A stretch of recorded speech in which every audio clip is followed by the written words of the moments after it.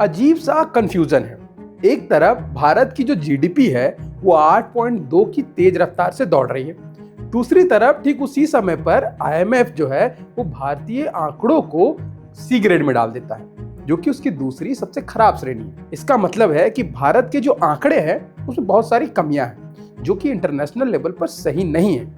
मुख्य खबर की अगर हम बात करें तो भारत की जो जीडीपी है वो वित्त वर्ष यानी कि इस साल की दूसरी तिमाही जुलाई सितंबर के बीच 8.2 की रफ्तार से बढ़ रही है। दूसरी ओर आईएमएफ अपनी वार्षिक समीक्षा में भारतीय जो आंकड़े हैं उनको सी ग्रेड में डाल देता है, जिसमें सकल घरेलू उत्पाद यानी कि जीडीपी और सकल मूल्य वर्धन यानी कि जीबीए शामिल है।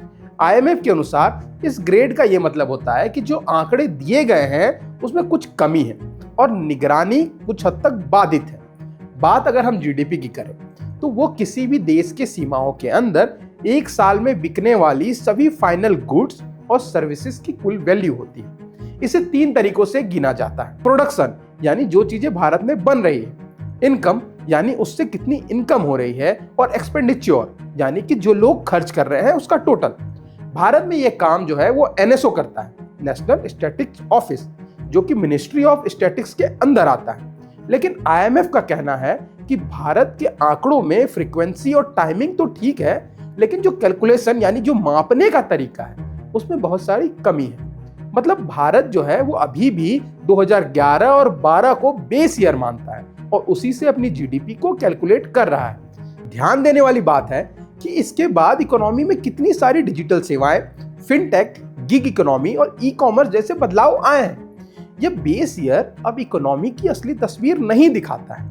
यानी आज जो भारत की उपभोग आदतें हैं यानी टेक्नोलॉजी में, उत्पादन और सर्विस सेक्टर, इसमें ग्रामीण अर्थव्यवस्था भी आती है, स्टार्टअप सेक्टर भी आते हैं, सब कुछ बदल चुका है।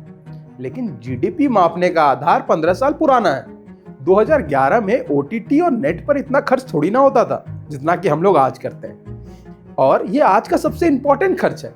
और यही नहीं, आईएमएफ ने सबसे तीखा सवाल जीडीपी के डिफ्लेटर पर खड़ा किया है।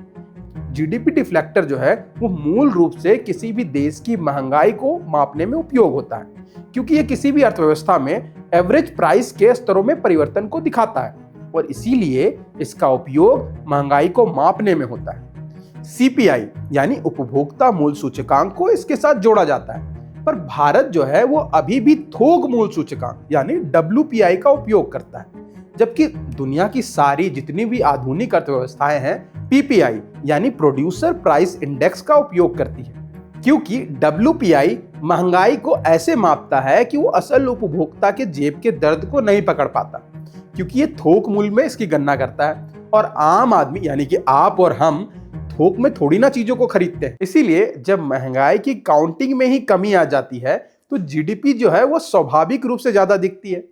ये बात विपक्षी नेताओं खासकर की जयराम रमेश ने खूब उछाली कि अगर कीमतें गलत तरीके से घटा दी जाए तो जीडीपी अपने वास्तविक आकार से ज्यादा चमकी हुई दिखती है।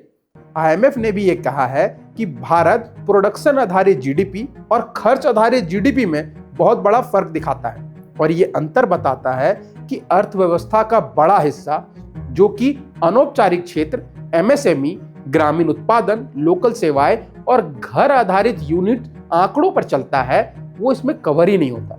और तो और भारत में महंगाई को नापने के लिए सीपीआई में भी 2012 का ही बास्केट इस्तेमाल होता है।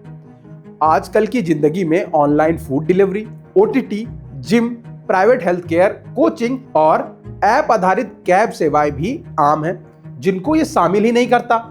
लेकिन इस वजन को सीपीआई टोकरी में या तो कम या तो बिल्कुल ही नहीं मापा जाता। इससे महंगाई का आंकड़ा वास्तविक से अलग निकलता है और भारत तिमाही आंकड़ों में सीजनल एडजस्टमेंट भी नहीं करता है, यानी कि त्योहारों, फसलों और मौसमी उतार चढ़ाव में जो असली ग्रोथ है वो धुंधला हो जाता है। अब आप सोचिए कि दुर्गा पूजा के टाइम पे आप ज्यादा खर्च करते हैं, दिवाली पे ज्यादा खर्च करते हैं, अब उतना थोड़ी ना हर महीने खर्च करते होंगे आप, तो ये भी जीडीपी ग्रोथ को दिखाता है। अब बात आईएमएफ के सी ग्रेड की करें तो ऐसा नहीं है कि भारत डेटा नहीं देता है, डेटा तो देता है, लेकिन उसकी गुणवत्ता, उसका कवरेज और मॉडर्निटी पर सवाल खड़े होते हैं। अब सवाल यह उठता है कि इस पूरे विवाद का असर किस पर पड़ेगा? तो जवाब है कि सबसे पहले आम जनता यानी कि आप और हम, पर क्योंकि जीडीपी ग्रोथ और महंगाई का खेल आम आदमी के जेब पर ही महसूस होता है, जो कि ग्रोथ स्लाइड में नहीं होता, तो अगर महंगाई जिसे जीडीपी डिफ्लेक्टर के जरिए एडजस्ट किया जाता है उसी को सही तरीके से नहीं मापा जाता, तो इसका सीधा मतलब है कि देश के असली हालात छुपे रह जाएंगे। लोग महंगाई से परेशान हैं, सब्जियों के दाम, ईएमआई, बिजली बिल और एजुकेशन पे खर्च सब ऊपर जा रहा है। फिर भी रिपोर्ट कहती है कि ग्रोथ ऊंची है, तो जनता तो ऑब्वियस सी बात है सवाल पूछेगी कि तो हमारी जिंदगी में सुधार क्यों नहीं हो रहा है।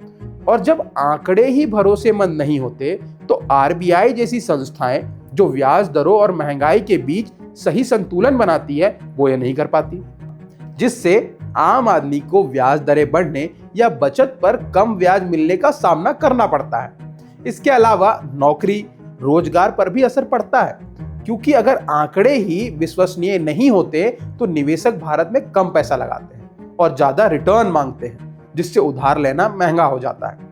निवेशक ये नहीं देखते कि टीवी पर क्या दावा किया जा रहा है, वो ये देखते हैं कि जीडीपी का जो कैलकुलेशन मेथड है वो कितना क्रेडिबल है, और आईएमएफ की सी ग्रेड उसकी क्रेडिबिलिटी पर ही सीधा सवाल उठाती है। इससे पूंजी प्रवाह भी धीमा होता है, बोरोइंग कॉस्ट बढ़ जाता है और भारत का ग्लोबल जो इमेज है उस पर चोट लगती है।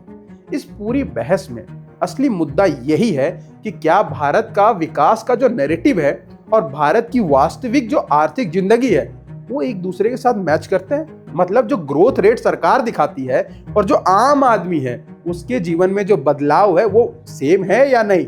आम लोगों के लिए ग्रोथ रेट का मतलब क्या है?